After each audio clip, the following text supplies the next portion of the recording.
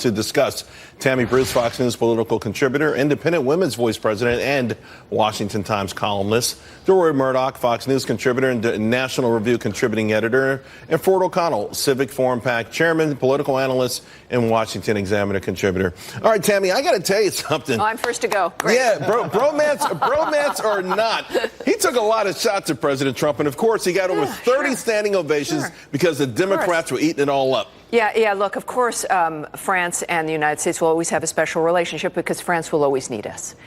They're not doing well. The nation is in trouble. The crime rate, of course, the economy, et cetera. His approval rating, of course, is down. And I think that with what we've seen, not just in the 20th century, but clearly in the last 20 years in this century, that it's not Europe does not have the ideas that's going to be moving us forward into this wonderful new world.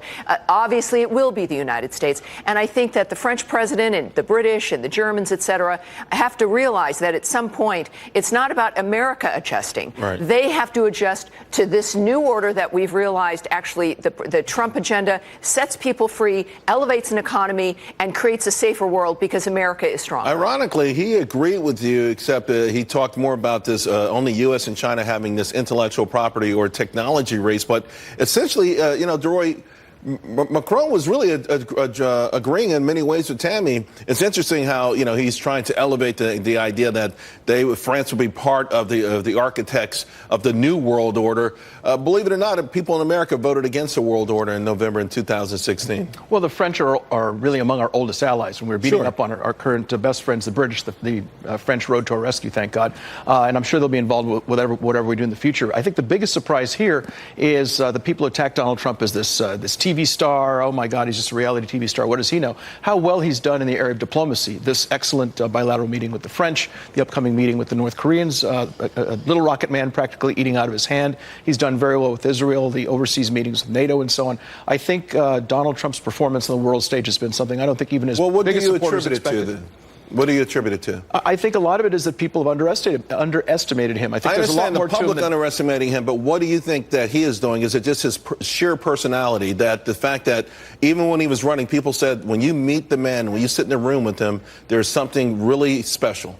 I think it's a couple things. He's been involved in international business. I mean, he's had properties all around the world for years. That's part of it. So he's done this sort of thing to a degree in the private sector. And the other is, I guess, he's growing into his job. I mean, he's been in there 15 months, and I think being in this role, he's grown into this role. And I know we have Ford, but if I could just add, Sure. President Trump comes with ideas. The left is regurgitating failed notions from 100 years ago.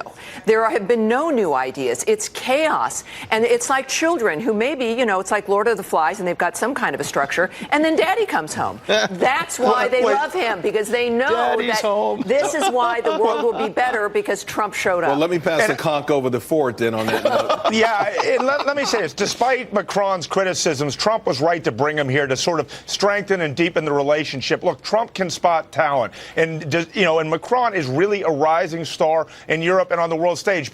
And we knew the four main criticisms what they were going to be. We knew it was going to be particularly the Iran deal and the Paris Accord. But here's what I find heartening, and that is on the Iran deal, Macron is understanding, at least from the U.S. perspective, why Donald Trump may want a new deal, and he's saying, hey, we should push for that deal, even though I disagree with you about getting out of it. And frankly, that's going to be very important, Charles, because on Friday, Angela Merkel is going to come here, and she's someone who also has been hostile to Donald Trump. If Donald Trump's wise, he'll be able to leverage his relationship with Macron against Merkel and try to get at least a new Iran deal. Ford, on that note, though, Macron said that Iran will never have a nuclear bomb or nuclear capabilities and weapons, and it feels like this deal has been a de facto actual, countdown to them eventually having it, in addition to all the belligerence that's come with them, with the cash, the spread of terrorism, and all these things.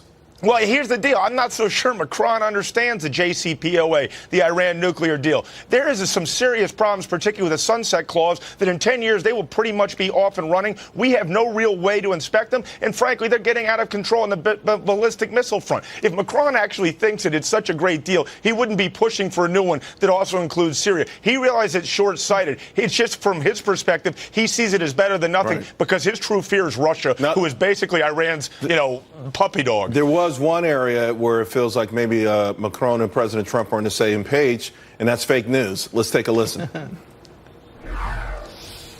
To protect our democracies, We have to fight against the ever-growing virus of fake news, which exposes our people to irrational fear and imaginary risks.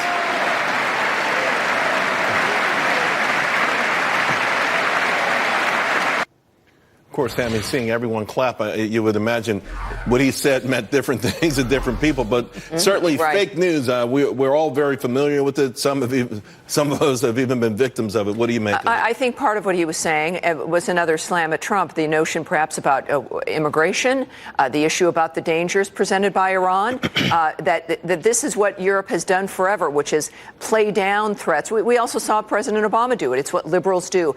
They don't want to have to face and confront real life issues. They're better at rhetoric about, in a way, manipulating people into a certain framework. But when it comes to real hard governing, that's not their strength. And I think that's part of what he was saying. I think the state dinner was fabulous for Mrs. Trump. There's things to gain here, but the president needs to be in charge of this. What do you how think it goes his interpretation of a new world order, or what do you think that means in his mind? Well, he sees himself. I have to disagree with my friend here that he's a rising star. I don't think he's going to last long, but I think he does see himself.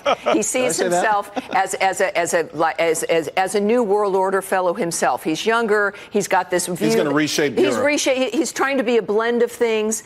He thinks, I think, too highly of himself, and he imagines a slightly better Europe that will still be in charge, and yet they still have to pat America on the head.